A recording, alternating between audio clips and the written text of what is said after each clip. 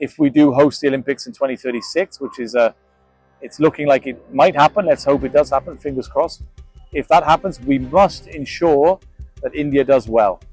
We must have Indian athletes, we must have high visibility, we must have athletes making finals, we must have athletes pushing for medals. It's really important. But we're only 11 years out, and it sounds like that's a long time, but it really isn't.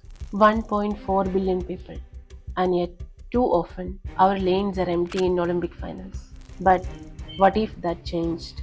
What if the roar of the crowd wasn't just for others, but for our own? What if the next great sprinter, jumper, or thrower is already out there on a dusty field, in a village no one's heard of, chasing a dream no one believed in? India's athletic rise is slow, but it is real. And behind that push is James Hillier, the sprint coach at Reliance Foundation, helping shape the future. Hi, I'm James Hillier, head coach and athletics director at Reliance Foundation. I'm here in conversation with the bridge.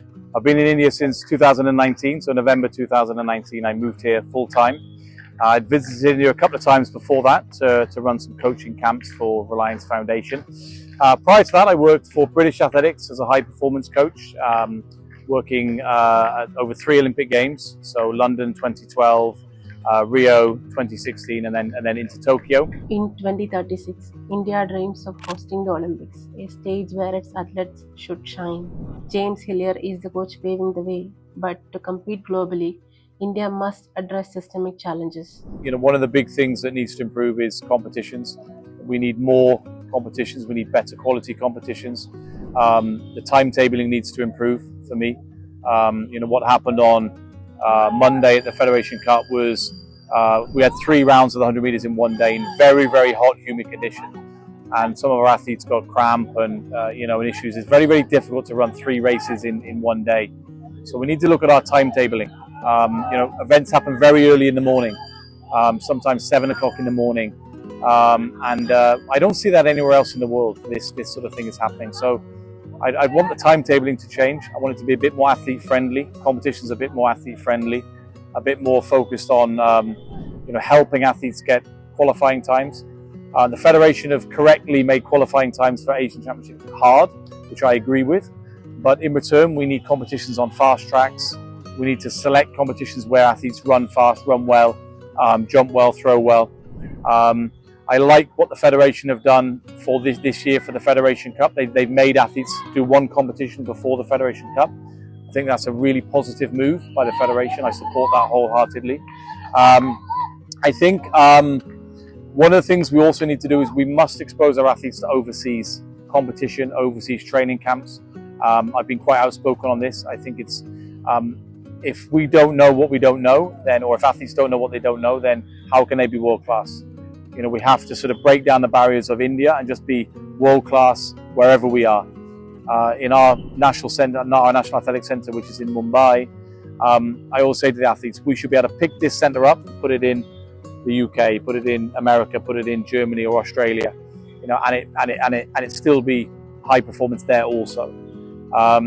So I think it's one step at a time as well. I think we've got to dominate Asia first as a nation. I think we've got to go to these Asian champs, Asian games, and truly dominate.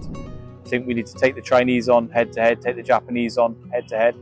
And then I think the next step is to try and compete globally.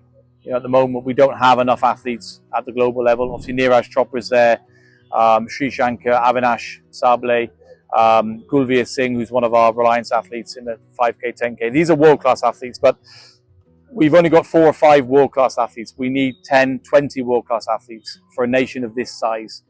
India is a sleeping giant, and hopefully, in the next 5 years, we'll see huge changes happening here, and we can be more competitive globally. So I know the nation really wants that. India's truly, I underestimated how sporty India is.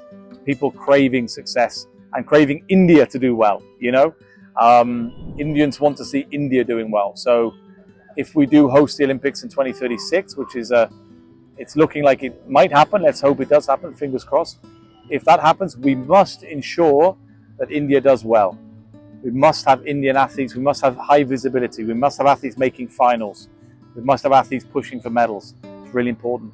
but we're only 11 years out, and it sounds like that's a long time, but it really isn't. We've got to get moving, and we need to put things in place now so that when 2036 comes, we've got a whole generation of really high quality athletes in place. So Neeraj Chopra's success has changed India's perception of athletics. Now, James Hillier is nurturing the next generation of world-class sprinters. I was very lucky in early 2020.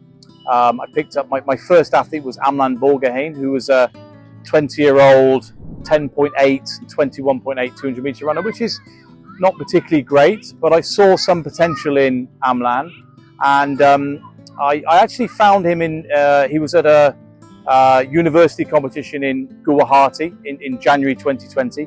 Bizarrely not competing, he was carrying the kit for the other athletes.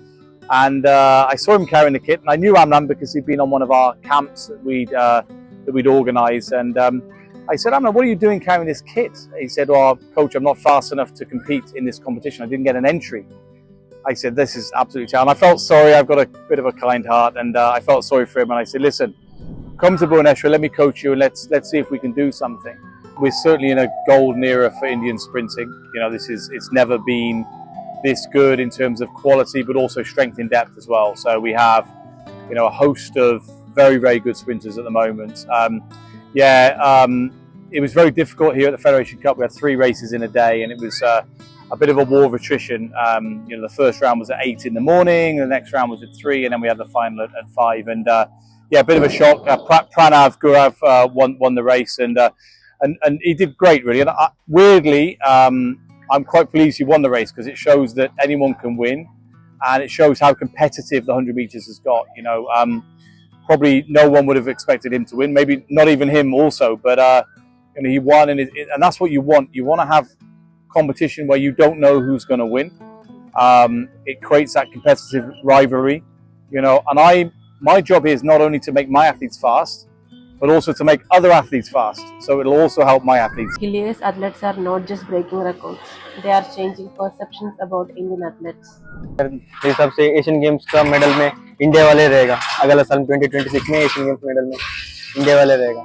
See, the biggest difference I've seen in the last 5 or 6 years is mindset.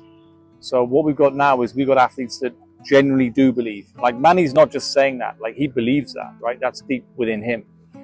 Now, when I came here 5 or 6 years ago, everyone's getting told Indian athletes can't sprint. It's not in our genetics. We're not good at sprinting. We're only good at javelin, or we're only good at cricket, or whatever, right? It's just not true. There's a population of 1.4 billion people. There has to be fast people here, right? So it's just not true. So whether you're right or you're wrong, if you believe you can or believe you can't, then that's what's going to happen, right? Thoughts become things. So if you think that we can't be successful as a nation, then we won't be.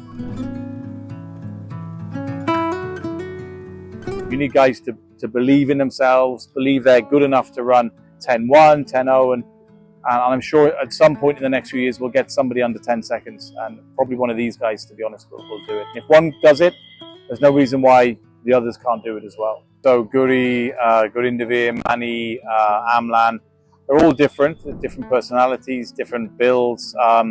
So I have to train them and approach them and manage them very differently, to be honest. They do the same training because I want them to be training together, but they will approach it in different ways. Amlan is a strength-based guy, so he's just strong. He'll always finish the sessions. He's very good in the gym. Mani's a speed guy, so he's just got incredibly quick leg speed, and he's just fast. He's like full of energy. He's like a naughty puppy, you know. So comes in, jumps around, and all this sort of stuff. And then Guri's a little bit more measured, very strong in the gym, but doesn't have that sort of strength endurance on the track that someone like Amlan has. So you've got all these different qualities. Now, I've sold it to the guys that you need to, all their training competitors actually give them something they need. So, you know, Guri might be the best starter, Amlan might be the best at the end, you know, Mani might be the best in the middle. So they can use those other athletes to make themselves better in the various stages of the, you know, of the 100 meters or 200 meters, whatever they're sort of training for. So it's great because you've got this cluster effect. So when they come to training, it's like a battle. Every time they come, they're battling with each other. There's good banter, they're friends, they're close, but when they come to the races, then they want to fight each other. However, to sustain this momentum, India's sports ecosystem must evolve, starting with its young talent. It's not important actually to start young. I'd like to see young people in India doing many different sports actually.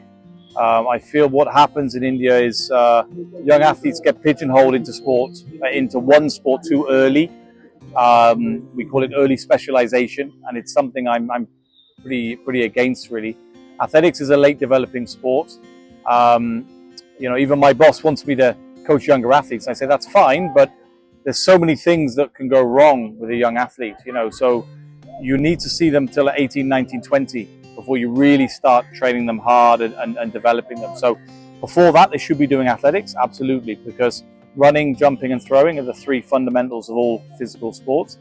But they should also be doing other sports, weightlifting, football, obviously cricket and kabaddi and these type of sports where, there's different skills, different planes of movement and stuff like that. So I would encourage, youngsters, even if they are good at athletics, do athletics, and maybe that's your main sport, but do other sports also.